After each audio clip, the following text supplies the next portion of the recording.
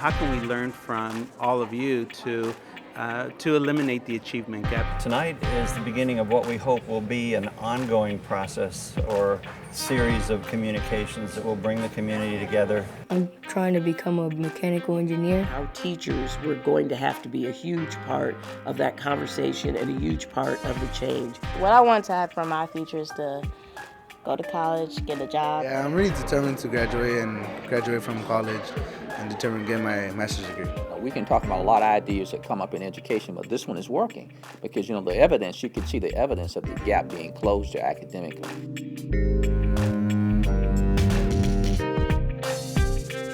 There's a Native American proverb that says, "He who would do great things should not attempt them all alone."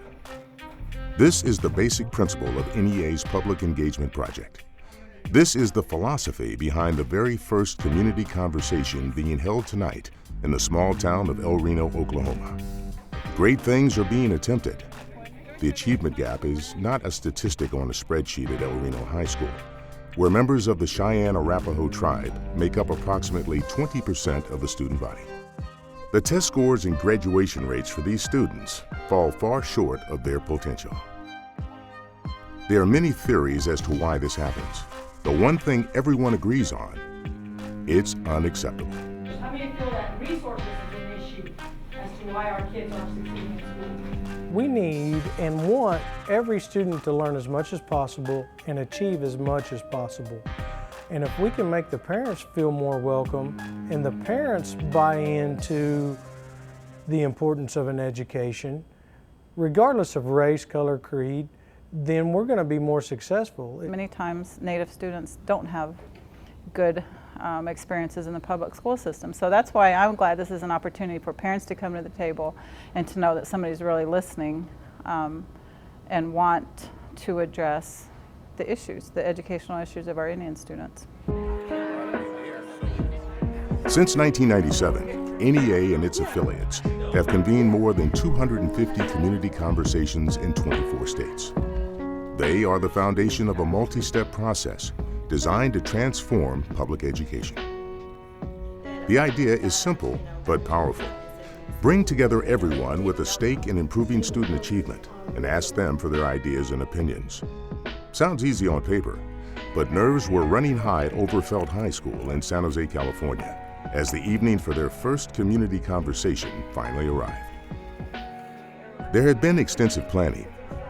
As the PEP program prescribes, local community members had been trained by NEA staff to serve as moderators and recorders of the small group discussions that would be held later in the evening. Childcare was provided, and translators in Spanish and Vietnamese were brought in so everyone's voice would be heard. The whole community had been invited, but would they show up? This is our first session, and we're super excited, a little bit nervous, see what kind of turnout we get, but we're confident that this will be the first step in an ongoing communication with our community and other opportunities to extend this as well. To me, it's unacceptable that our students of color are not achieving where they need to be. They have every right to succeed just as every other child in this nation, and I'm dedicated to help them succeed. I'm trying to make my mom proud because go to four-year university, graduate, because I'm going to be the first one in my family to go to a four-year university and graduate and get my master's degree. I have extremely high hopes. This is a groundbreaking project. The challenges may differ, the faces change, but those first night jitters are the same in every PEP community. Across the country, in Tulsa, Oklahoma, a new principal has high expectations for her students who are not reaching their academic potential. As any set of children across Tulsa or across the U.S., they are bright students. The biggest problem that I see is that a lot of them don't believe in themselves.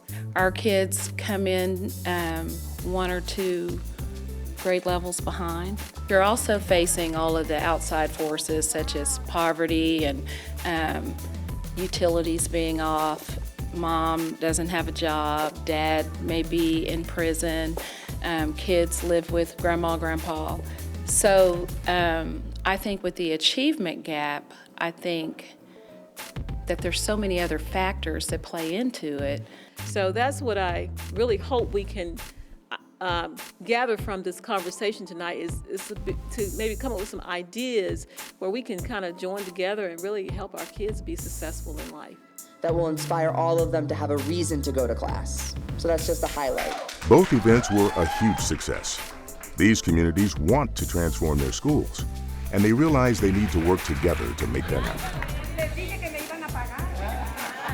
We believe in collaboration. We believe in teachers working together with students and parents and bringing in the community and bringing in professional organizations, but also bringing in businesses so that the students we're preparing for the future will know what that future really looks like. The format may be challenging, but over the last 14 years, it's proven to be highly successful.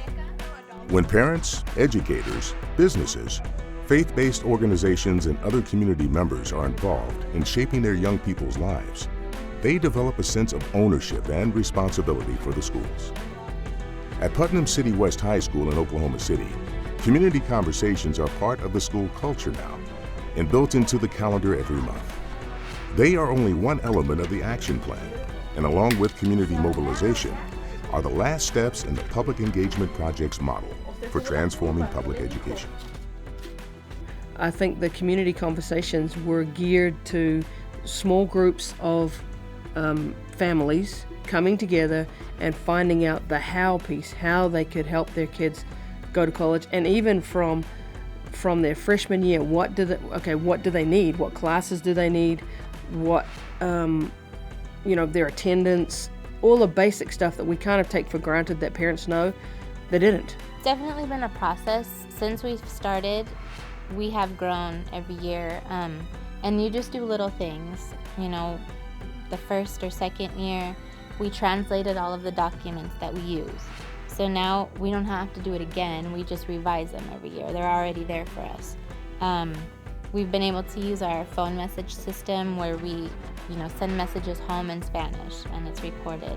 Every time we do an event, we have more contacts with people in the community, we find more resources, and that has helped us grow in many different ways. I've noticed a lot of seniors, how they're involved and how successful they are becoming. That's what I want to do. I want to be involved, I want to do volunteer work, and I think it's helped me out a lot so far. It's not something that just will happen on its own. You have to intervene and actually make this happen. They're preparing us to go to college. They expect us to go. They expect us to succeed. That's what our goal is. We are building a neighborhood and we're building a community, and I use this term community in the strongest sense of the word, and the school needs to be the hub for that. The people who live in the community need to feel welcome, they need to feel important, they need to feel cherished, and they need to feel valued. And whatever it takes to get to that point, that's what you have to do. Some of our scores in 2007, our geometry scores with our ELL students were about 55% passing. This past year, 2009-2010, we were up to 89% passing. We got a hold of this one piece and went, okay, how are we going to make a difference for these kids? And I absolutely think we're making a difference for these kids. Once you gather the community together, consolidate their best ideas, and formulate a plan for moving forward, the last step is action. It's important that the community sees the school implementing their suggestions and moving forward on the agreed-upon plan. Broken promises as communities is where you have broken communities, and it's all a result of broken promises. The results from that community meeting, that community conversation is what has guided the work, and we've stayed in complete fidelity to what we heard from the residents. The Linden-McKinley District in Columbus, Ohio, had seen a drastic reduction in the number of students attending their neighborhood public schools. Test scores were down. Parents had lost faith and started sending their children to nearby charter schools hoping for better results. Something had to be done.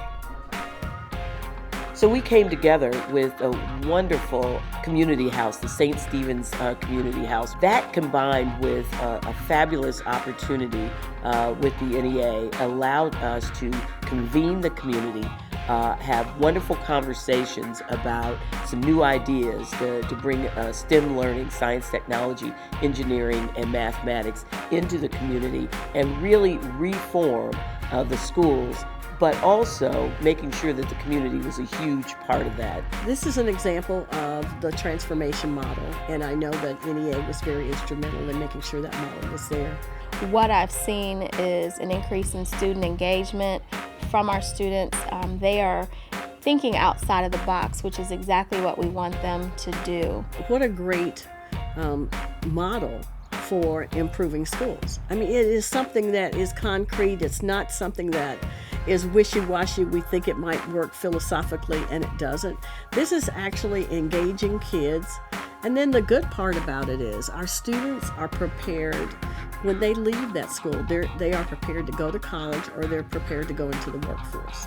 My mentality has changed because I feel, since it's a STEM school, science and stuff, that I should be more focused and into what I'm doing. And I just feel like it's a privilege. So when on my diploma, when it says a STEM school, then they don't want to just think of me as a regular student. So I try my best to strive and work harder so I can get better grades, and so my transcripts will show that I went to a good school. The community is thrilled that the Columbus Board of Education has made the investment in the school. They're also thrilled that through the NEA grant, their voices were heard.